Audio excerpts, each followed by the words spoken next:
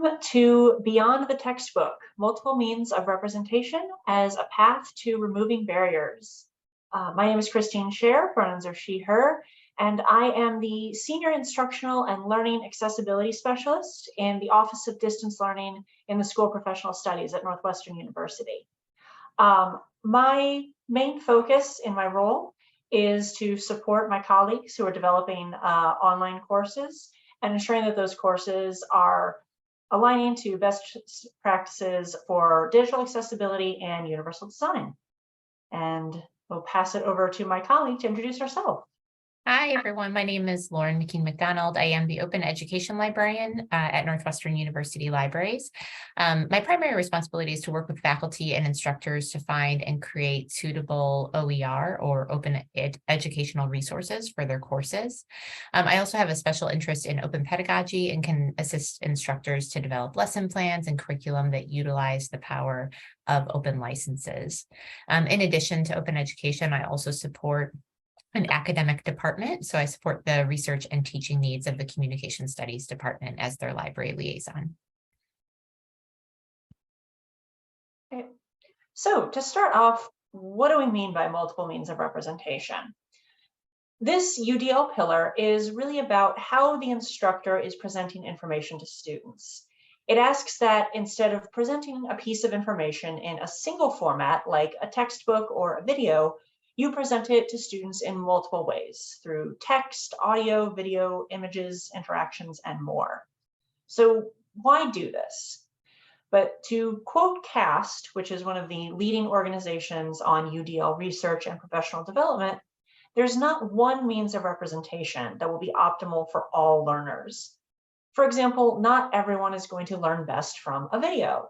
A student may be deaf or hard of hearing and have trouble following along, especially if the video doesn't have good captions. They may not have time to watch a lengthy video, or they may have an attention disorder that makes it hard for them to focus, or they may simply prefer to read rather than listen and watch. By providing a video that has descriptive audio, captions, and a text transcript, you've given students three options. They can watch the video with or without captions, they can listen to the audio only, or they can just read the transcript. They'll get the same information, but in the format that works best for them. So why is this important, especially now? The pandemic and other crises, police violence, the rise of white supremacy, gun violence, economic stress, international crises have put incredible stress on all of us, students included. Over the last few years, students, disability resource centers, counseling centers, and instructors have all reported an increase in these challenges of brain fog, problems with memory and concentration, burnout, higher rates of anxiety and depression, increased out-of-school responsibilities, and for some students, symptoms of long COVID. All of these can make any one resource challenging, but particularly lengthy or traditional resources like textbook chapters or long lecture videos can become very difficult for students to fully engage with. And of course, instructors have not been immune to that stress and pressure. Including multiple means of representation can seem like extra work, but there are many benefits to expanding the resources that you use in your course. First, you'll likely see a reduction in the number of students who didn't do the reading and then don't participate in class discussions. If you have more options for resources, then students will be more likely to find a format that they can engage with. And thus they'll be able to fully participate in the class.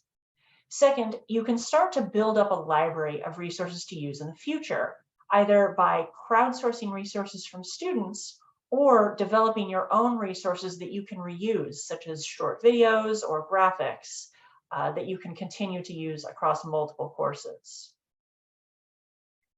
So take a little bit of time now to reflect on your own course and the resources you use in it. what barriers might exist within those resources that are preventing your students from fully engaging with them?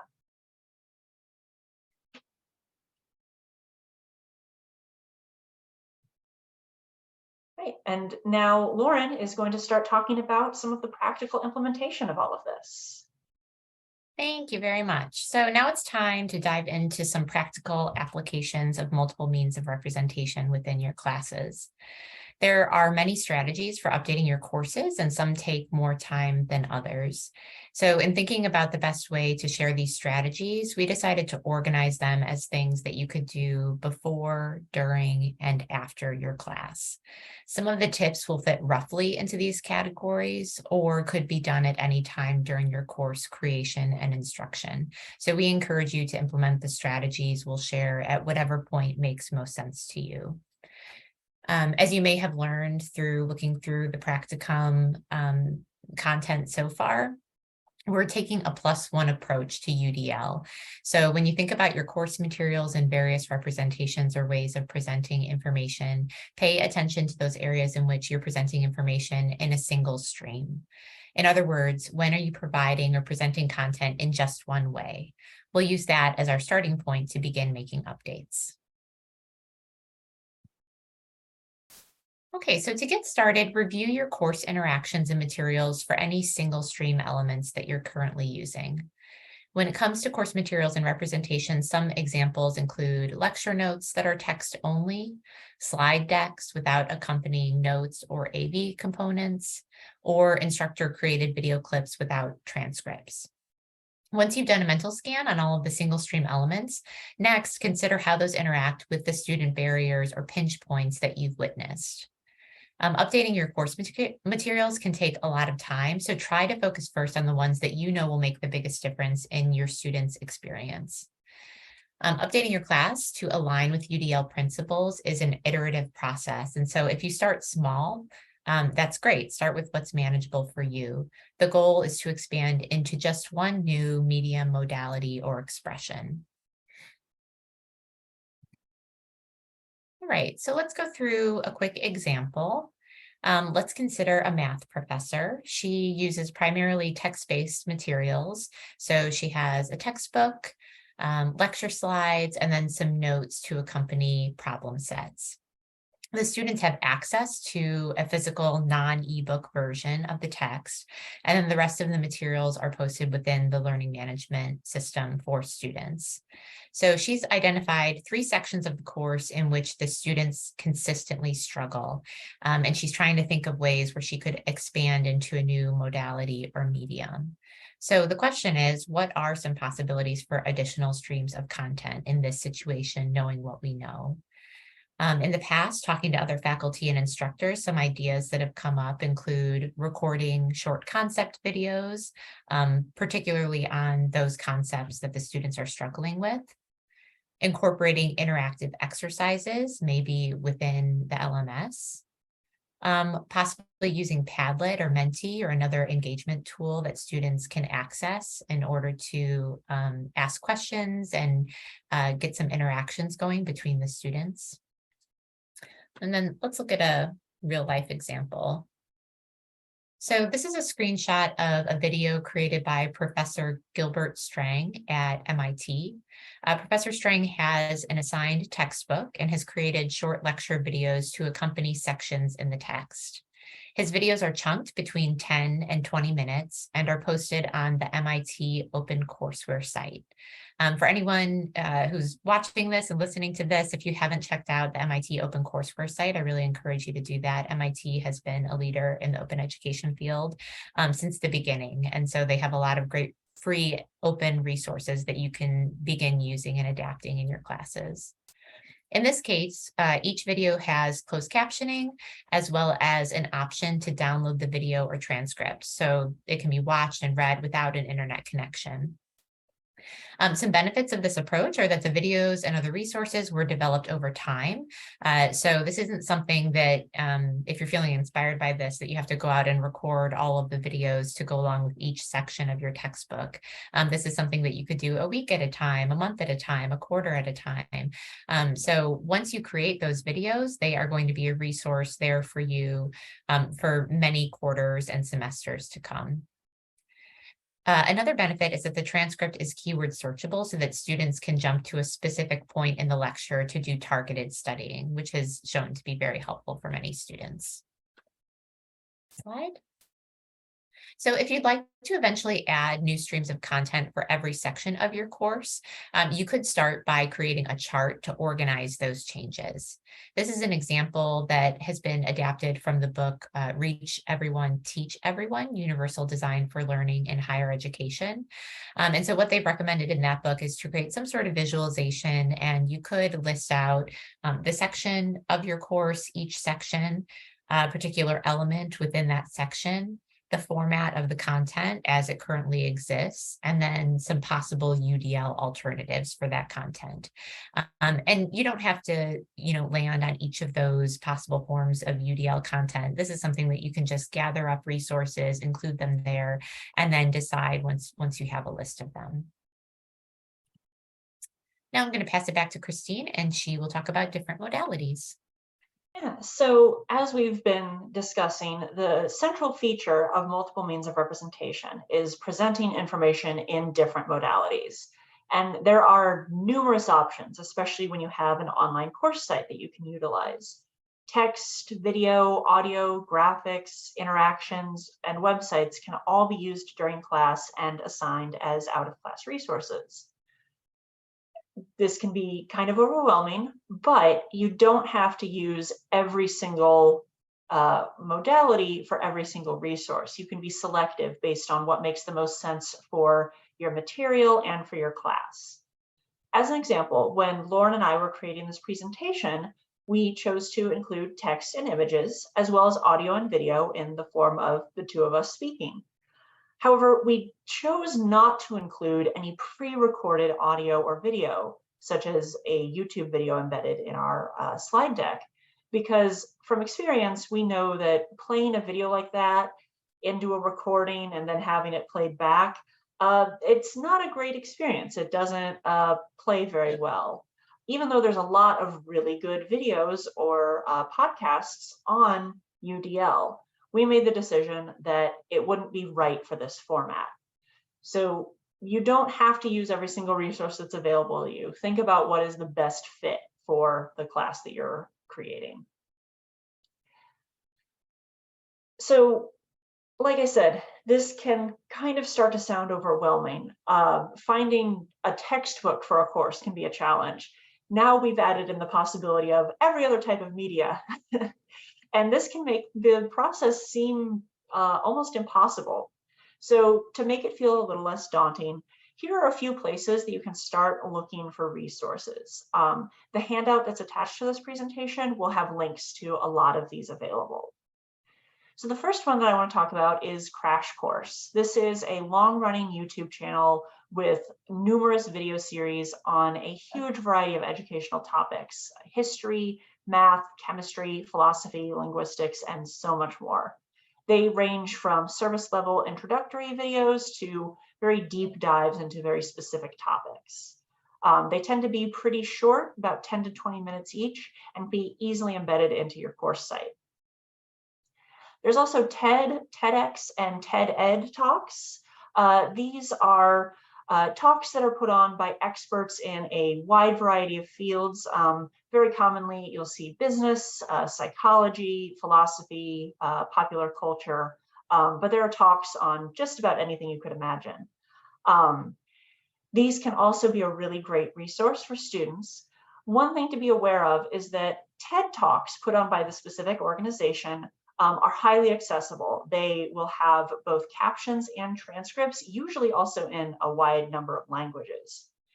TED-Ed and TEDx are affiliate groups. They're put on by other organizations that have an affiliation with the TED organization.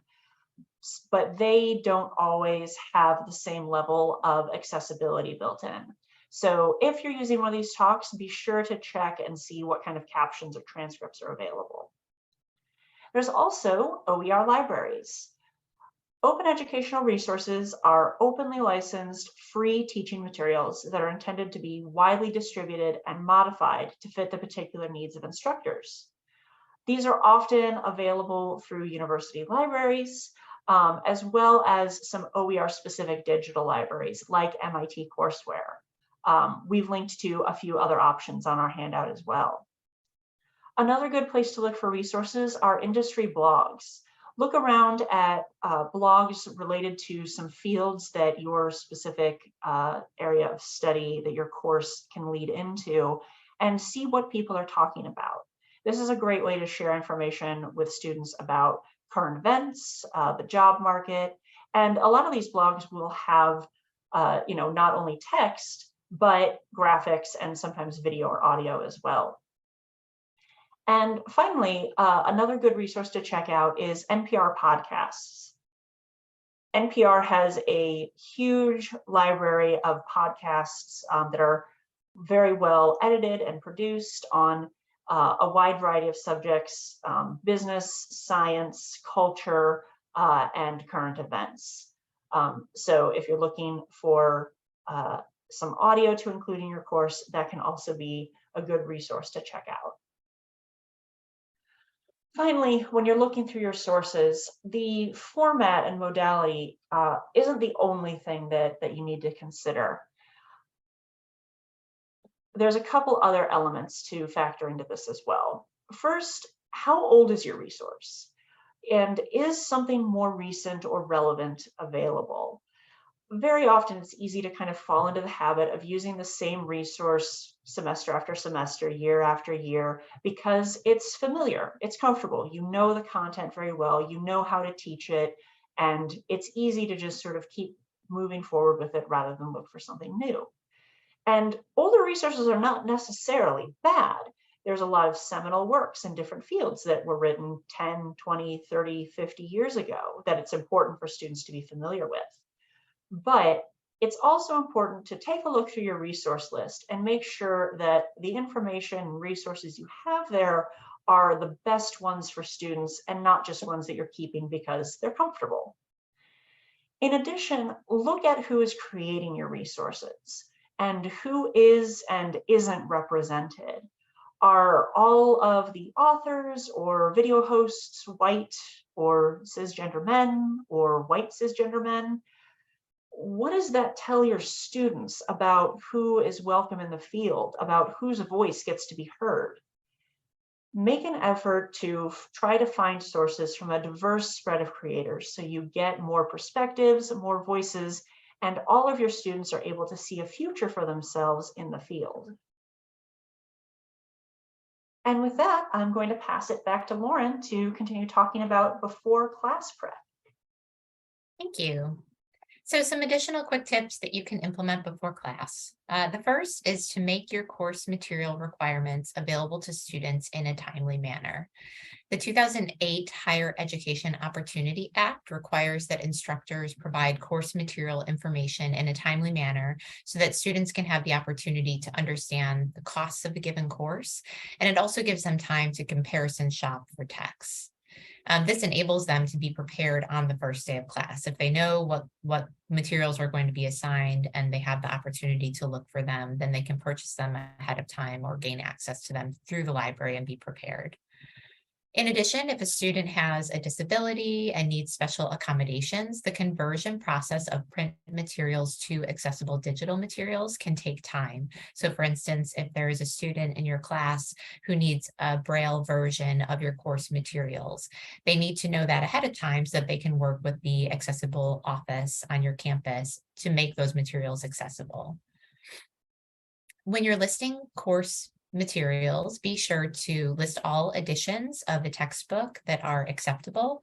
Oftentimes, if you are allowing students to use an earlier edition of a book, libraries are more likely to be able to make those materials available to students because students can oftentimes check them out through interlibrary loan. You should also include information about access codes and any software or tools if those will be required. And then if your materials are provided at no cost through the learning management system that you use, you can also state that so that students know that there are no additional course costs to take that course. If you haven't already, you should also check with your library to see if they offer course reserve services. Course reserves allow for shorter checkout times so that students can come to the library, check out the textbook for free, read the assigned chapters, and then return the book. This saves students money and it guarantees at least one point of access to the materials. It also gives students the option of using free scanners that are often available within library buildings.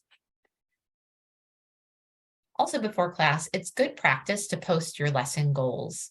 You could do this in the learning management system, in the classroom, or even by asking students to write the lesson goals down in their notebooks or on their computers. Providing lesson goals helps the students know that what they're hoping to achieve. And if you make lesson goals available in multiple places, it helps to reinforce concepts and ground student learning. Another tip is to presentation slides plus notes. So if you use presentation slides, it can sometimes be helpful to students, especially who like to prep ahead of time before class, to be able to see those presentation slides before class. And if you have notes that are in the notes field of the presentation slides, if you feel comfortable leaving those there and giving students access to those notes, that way they have all of the contextual information that they need and not just the slides with the simple bullet points. Prior to class, you'll also want to check all materials to ensure accessibility. Within this UDL practicum, you can check out the session Tools for Making Your Digital Course Materials Accessible, Flexible, and Usable for All to take a deep dive into accessibility practices. But for here, I'll just mention that one way to begin practicing digital accessibility within your documents is to utilize accessibility checkers within the apps that you use. So Microsoft Word, PowerPoint, Google Docs, Google Slides, and Adobe all have built-in accessibility checkers to help you make your documents accessible to students. If you're a beginner at digital accessibility, most of those accessibility checkers will also provide some information about why they're fixing what they're fixing or why you need to have alt tags or structured text within a document. So it can be a way to learn a little bit about digital accessibility so that when you start making documents, you'll start making them accessible from the get-go. At Northwestern, we provide access to a variety of accessibility tools to our campus community. One of those is called Census Access. That's SENSUS Access. And that converts inaccessible materials into an accessible format. So you might consider looking into that tool if that's something that you think would be helpful. Okay, so lecture capture recordings are a key UDL strategy, and research has shown that students who review lecture recordings better retain and understand the material presented. So when you record a lecture, depending on the tool that you use, it often generates a transcript that can be used for closed captioning and could be posted later within your learning management system. Transcripts are keyword searchable, which allows students to find the section of the video that they want to watch again, or they could just read the transcript to get the information. Once you record videos, they are available indefinitely for students to use each quarter or semester. And in addition, recording short videos and assigning them as pre-class preparation could free up some class time to do active learning activities. So you could use them for a flipped classroom. So how do you record your videos? I'm sure many of you have gotten used to using Zoom since the pandemic began. At Northwestern, we have two primary resources for lecture and video recording.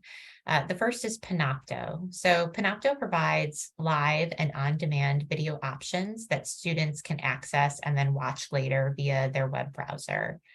It can be used to record you, your screen, a whiteboard, a digital whiteboard, and even document cameras. There is a built-in editor within the Panopto platform so that you can easily edit and update your videos. The transcripts are automatically generated and can be exported as a text document.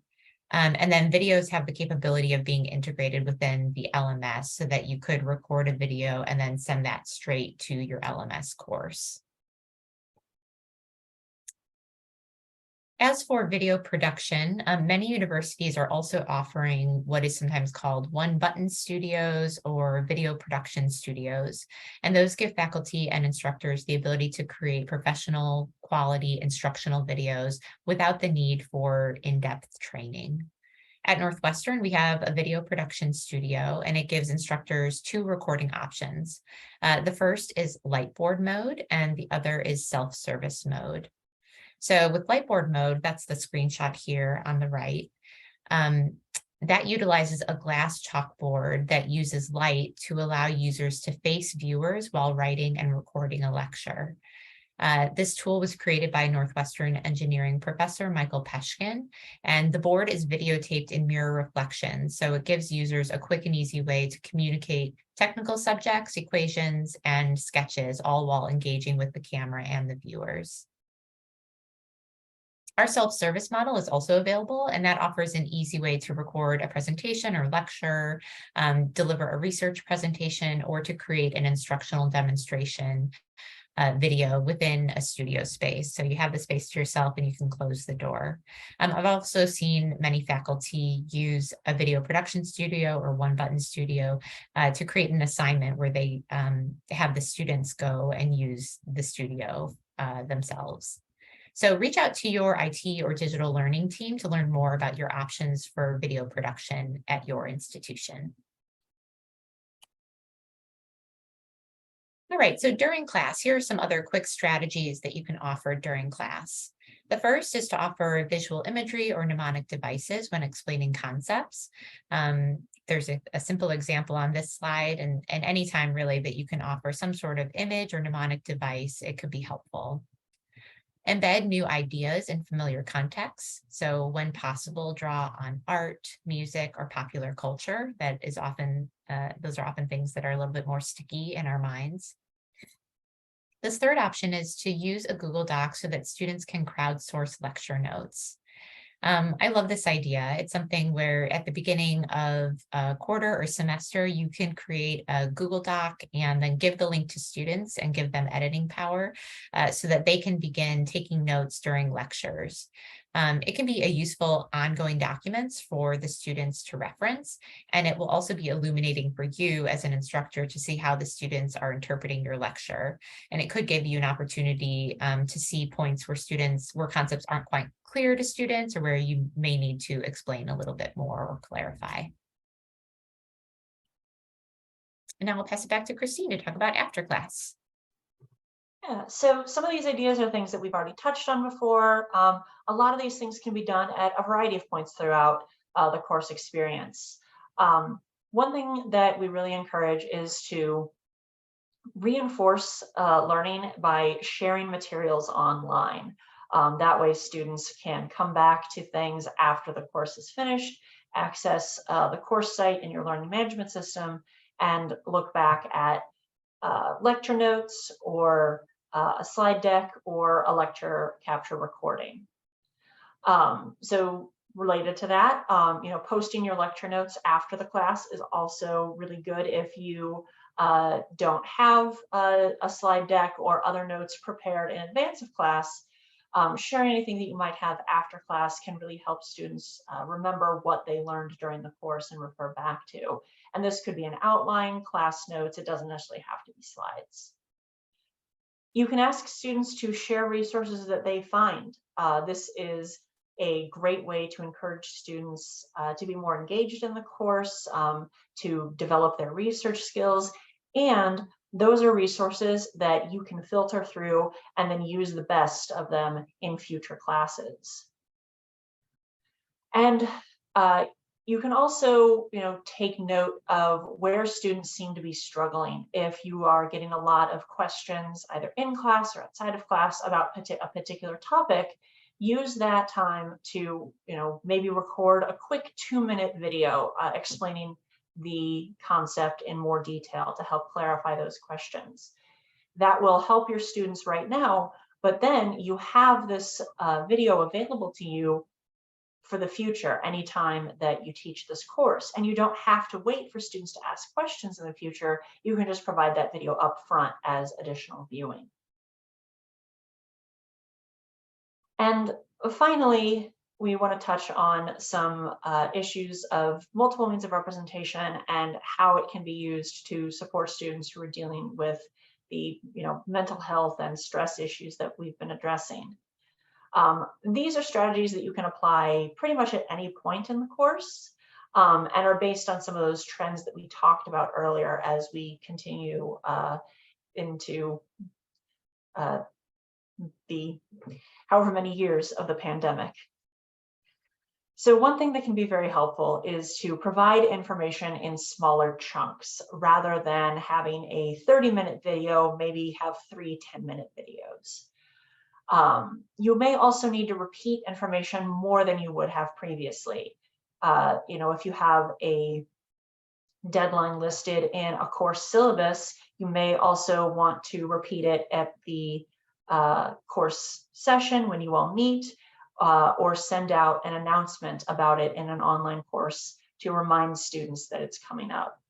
This can be really important for students who are dealing particularly with issues of memory and focus. Providing information in an audio format can also be really helpful. This can allow students to multitask. They can listen to their weekly reading on their commute or while they're working out or making dinner. And one thing that's nice about the audio format is this doesn't necessarily mean that you have to sit down and personally read the entire textbook out loud and record it. Although if you wanted to record yourself reading out a chapter of the textbook, some students probably would really appreciate that. What you can do instead is provide text resources that are formatted in an accessible way so that a text-to-speech tool can read through it. That way, you basically have given students 2 options. They can either read it as text, or they can use a text-to-speech tool and have it converted into audio without you having to create a whole separate resource. They can just use some tools that are available. Finally, if you do have longer resources, sometimes you can't cut a video down. It needs to be 30 or 45 or 60 minutes long, or maybe you have a very lengthy text resource. Make sure that it is something that students can search through. This is why transcripts for videos are so important, and making sure that any of your text resources are formatted so that they can be searched through. That way, students who need to refresh themselves on a particular piece of information don't have to go back through the entire thing. They can just do a search and jump right to that point. So what's next? What can you start doing with all of this information?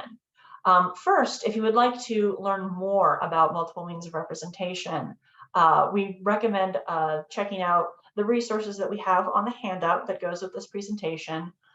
We wanted to call out a couple of them here. UDL on Campus is a website run by CAST that is specifically focused on applying UDL principles in higher education. And then, of course, there is the multiple means of representation on the CAST website that breaks down sort of the core elements of this pillar of UDL. And also, just to kind of reiterate what we've talked about throughout this presentation, look for single streams of content in your course. Identify places where students can only get information in one way, and then implement that +1 approach. Just add one extra option to the single stream that you have. And again, start small. You don't have to redo your whole course. You don't even have to redo an entire week all at once. You can pick one resource and add an additional modality to it, and that's an improvement. And as long as you can keep doing that and iteratively improving your course, your students are going to benefit. Thank you so much for joining us, and we hope that you enjoy the rest of the practicum.